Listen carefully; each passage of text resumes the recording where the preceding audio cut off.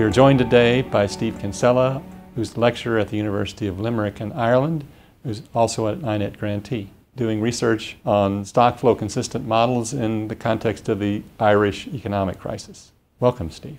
Thank you. Could you give us a bit of a description of what this means? Well, I suppose the first thing is to talk about what happened with Ireland. We had a housing bubble, which was caused by cheap credit, a very old-fashioned housing bubble. There was no subprime mortgages or anything like that, and it collapsed around us in 2007.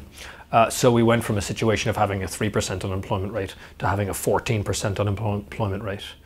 We went from a situation of having 32% debt to GDP to well over 100% of debt in 3 years. This is the national government debt. The national government debt exploded, and we are now part of the EU IMF bailout package in Europe, and we don't really have a lot of sovereignty left, to be perfectly honest. It's a very rough situation to be in. Everything is dictated from Brussels and Frankfurt. So we have this problem, which is we're being told by the EU and the IMF to cut spending, increase taxes, and lower our budget deficit, get our fiscal house in order, if you like. We're also being told that we need to grow. So at one moment you're being told to strip out the whole edifice, if you like, of a growing economy, which is investment, confidence, and government expenditure. But at the same time you're being told you must grow. All of this is set against the background of a European economy in crisis. Our banks are fundamentally damaged. They're being told to deleverage, so get rid of as many loans as they can. Meanwhile, deposits are flying out of the country at a rate of knots. The only thing that's good in the economy at the moment is the export sector, which is a massive sector caused mainly by the presence of multinationals in the Irish economy. And why is the export sector doing well? Because the rest of the world is relatively booming. So we would export pharmaceuticals, we would export software, we would export semiconductors. You know, people still need computers, they still need video games, they still need Viagra. So we're selling away at all that stuff. So the export sector is booming, right? But the rest of the economy, private consumption, private fixed capital formation, government investment, they're all negative or very close to zero. So the domestic economy is stalling very much. And so what is the current unemployment rate in It's 14.2%. So there's about 4.6 million people in the Irish economy. There's about 2.2 million people of working age. So there's somewhere between 450 and 500,000 people unemployed. If you are a young man between 16 and 24 in Ireland, the rate of unemployment is 28%. So it's a depression that a lot of people are experiencing in Ireland. In the past, when things have gone wrong, people have just got the boat, they've just emigrated. The natural safety valve, if you like, in Ireland is emigration. People can't really do that. Anybody who can emigrate more or less has. The problem is that a huge generation of people, my generation, people in their early 30s, bought houses. So they're up to their necks in debt and they can't leave these mortgages because they're recourse mortgages. The debt will follow you around. So a lot of people are stuck, they can't leave. They estimate that it's above 40% of homes are in negative equity. And all of the models are saying it'll be fine. Reality was telling you one thing and the models were telling you another. And why is that? What was wrong with the models that they were? The models are what are called computable general equilibrium models. They only really look at the real side of the economy. They don't take into account financial flows and financial stocks.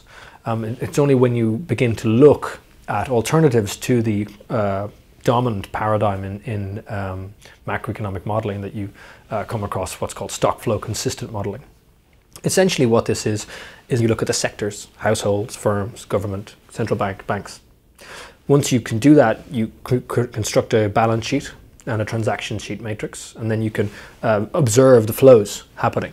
So you can actually see wages being paid from firms to households. You can actually see the bond market working inside of a particular area. You can watch what happens when, for example, a bank or an individual bank in a network of banks begins experiencing an increase in its non-performing loans.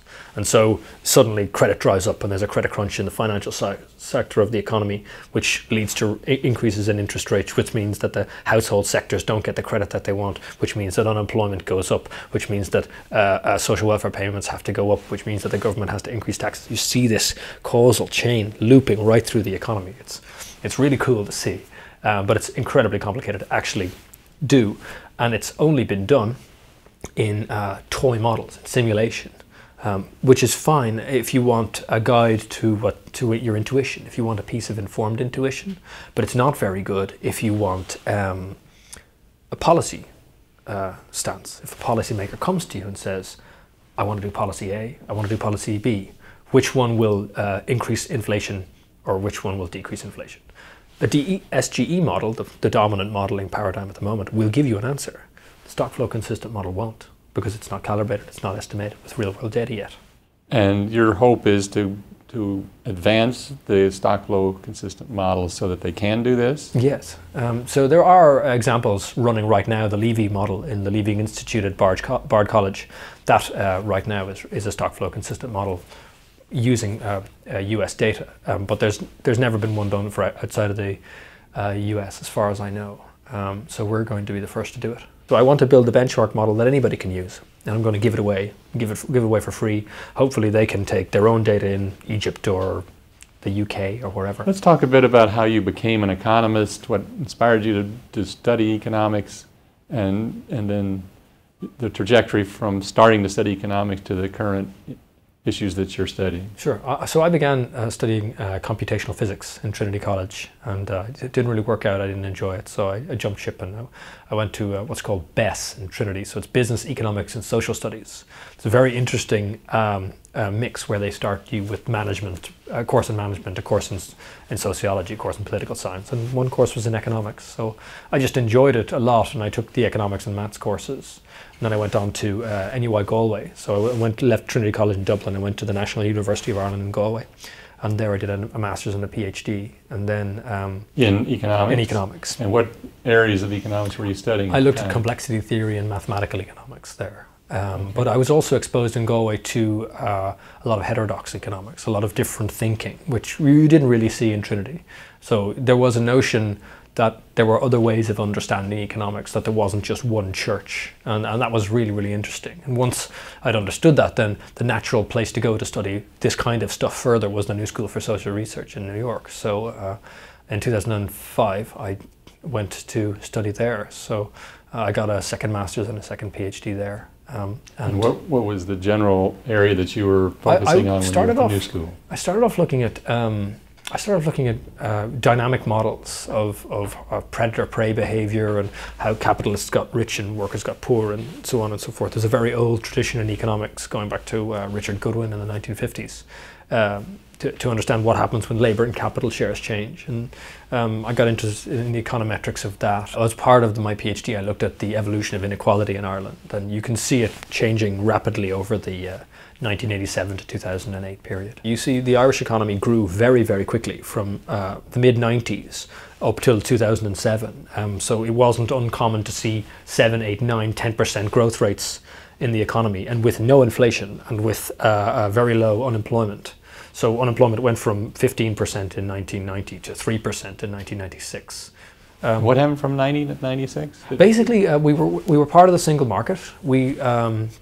Our currency had been devalued in 1992, 1993. We'd gotten 8 billion euros in structural funds. God, 8 billion euros. I remember when that used to sound like a lot of money. We've gotten lots of structural funds from the European Union, and we had essentially all the preconditions there to really just take off. We in particular had a very young, very well-educated population, and we had a huge increase in foreign direct investment from the US multinationals that located here for tax purposes. So the economy was really poised to take off, and so it caught up with the European average in a very short space of time, and even leapfrogged it there for a little while. And where is it now relative to the rest of Europe? I think we're just slightly below the European average. I don't want to paint too dark a picture. 7 out of 8 people who want a job in Ireland still have one.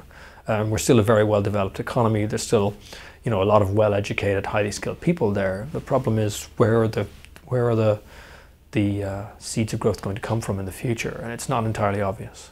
And your approach to modeling the Irish economy, have you found much interest by others in Ireland, either in the economics profession or in the policy making? Oh yes, absolutely. There's a vibrant economics community in Ireland, and it's very, very interesting. But I think as an economist, you always have to start from the data first.